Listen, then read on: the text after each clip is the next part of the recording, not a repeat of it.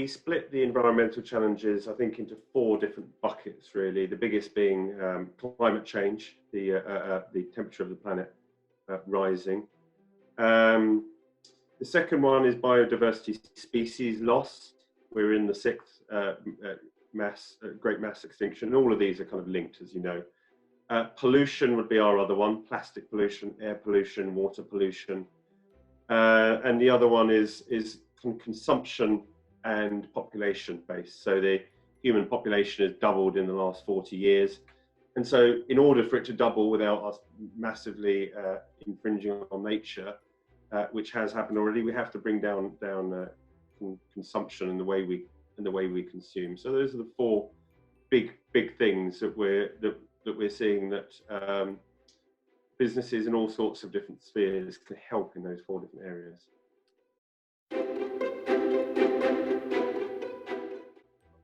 I'll probably look at your clients in 2 different sets. The kind of clients that are in the service sector that aren't really producing anything that is producing CO2 emissions, pollution, those kind of things. And then the ones that are producing things. So firstly, for your clients that are making things, essentially, they will need to be looking at potential legislation coming down the line as the government has committed to reaching net zero by 2050. They are going to be looking all over the place for where are the polluters, where is this CO2 coming from, and they need to know that those regulations will be coming down the line. So they need to be thinking about those things. The biggest sector in our economy is the service sector. It's the vast bulk of what we do. Lots of us, we sit at our desk. We're not sitting in a factory making things. And for those companies, there are often great opportunities in consumers. You know, there is going to be more and more consumer appetite. People are going to see what's going on around the world, wildfires in America and the Arctic and those kind of things in summertime. And they're going to be really making demands of people that provide services to them, saying, what is it you're doing? But as a typical example for ourselves, we offset all of our staff very cheaply through a company, a Bristol-based company called Ecology. We don't work for them, but it's a very easy way of doing it. Obviously, we're trying to do all our set things at the same time, but it means that we are planting trees in Madagascar, we are buying carbon credits, and we know that the lives of all of our employees are offset. So it's a way that we can show anyone that asks us, you know, are you actually doing the right thing, that we are.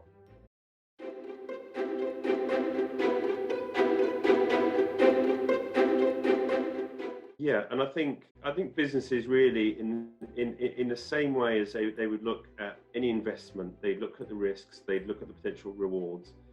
They should be looking at their business and the environment. The pressure is going to come down on them from governments as they try to meet net zero and as they try and meet these things.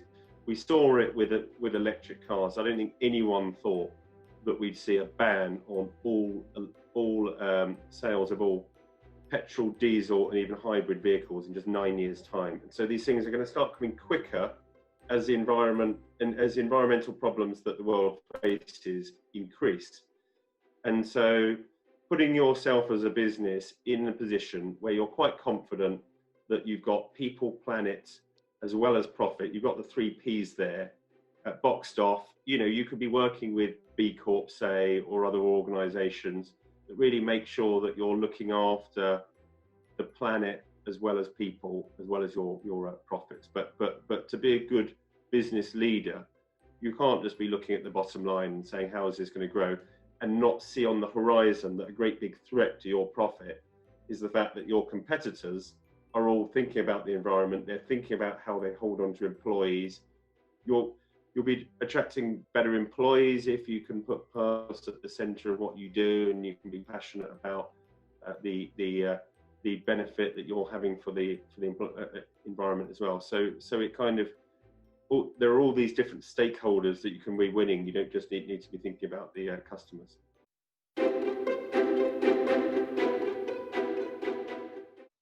There's always going to be room for the businesses that will but will try to win business based on becoming cheapest. Now, the problem that happens in a globalized world, that if you're in that race to the bottom and you say, right, we're not going to worry about the planet, we're just going to try and do it the cheapest way, that's where we're going to win our business. Well, for one, there are cheaper places in the world than the UK to hire people. So immediately you come up against that threat. So you don't really want to be in that cheapest market, or most organisations in the UK don't.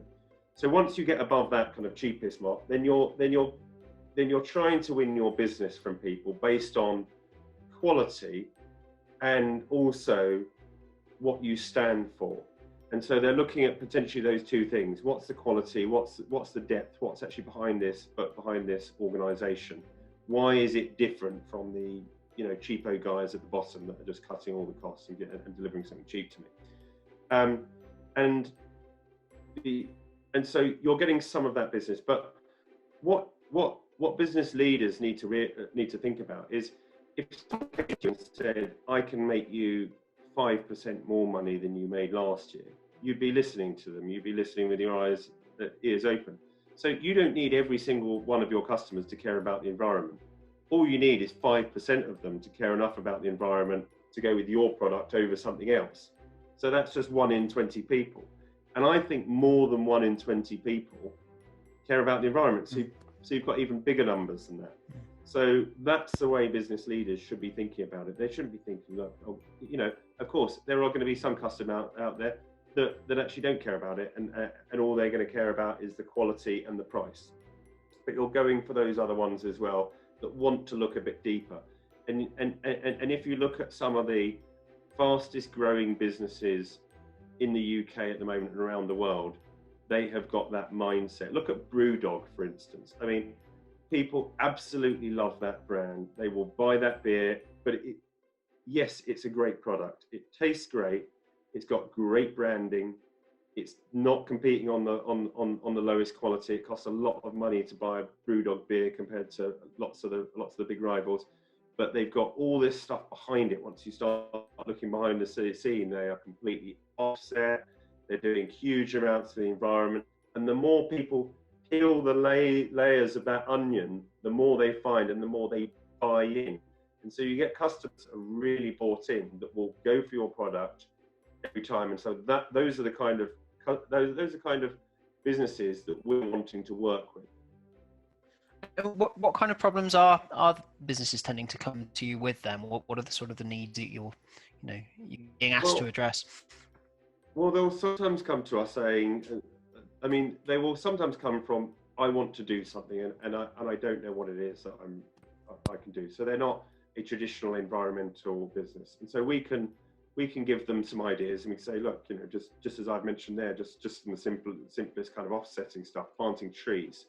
But what we'll tend to do from this perspective is we'll go, look, that's great. All you need as a first thing is, I want to do something. I want to make sure that I can use the power of my business for good.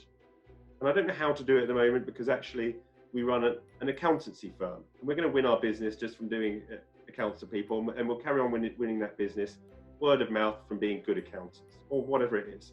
And actually we don't have anything to do with the environment. But what you can then do, if they say, well, look, but we're looking around us and we see the planet needs help and we want to be doing something, we then sit down with them and we might have a strategy day, and we get all the kind of big cheeses in the room going, look, what is it that we can do? And we might write a white paper, or we'd get them thinking about those different things: people, planet, profit. All the best businesses are working in that way. Whole Foods Market, the clothing companies like Patagonia, they're all putting the 3 Ps in there. It doesn't matter what your business is, you can be having a positive effect on the environment using the power of your business to do that.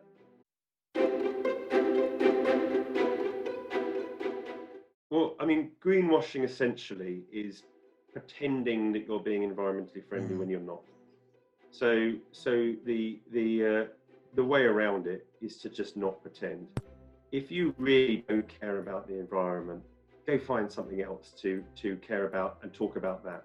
If the one thing that matters is having a real passion about something that you believe in, and then that comes across genuinely. So when we think about greenwashing, the biggest examples are the kind of BPs and Shells of the world that would put their whole advertising marketing campaign over the 2% of their business that was invested in wind, when 98% of their business was still invested in fossil fuels.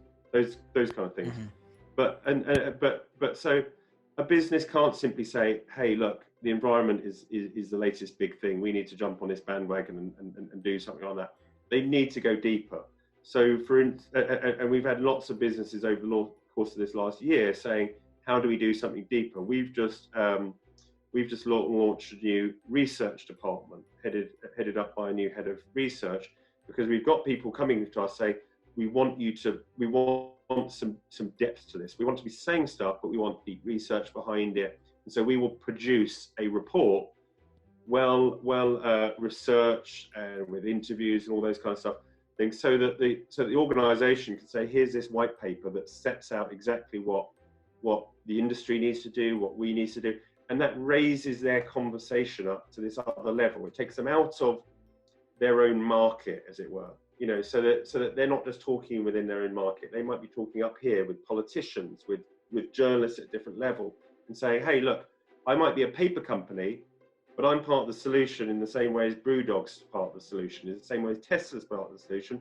And so you put yourself on the same level, because they're all companies doing something good for the environment, rather than, hey, I'm a paper company and I'm competing against all the other paper companies. Because you're going, why is paper good for the environment? Oh, actually, there's all these things. You have to plant the forest. You have to replant the forest. You have to do all these kind of different things. And you suddenly say, hey, we're not just a paper company. We're a company doing something good for the environment.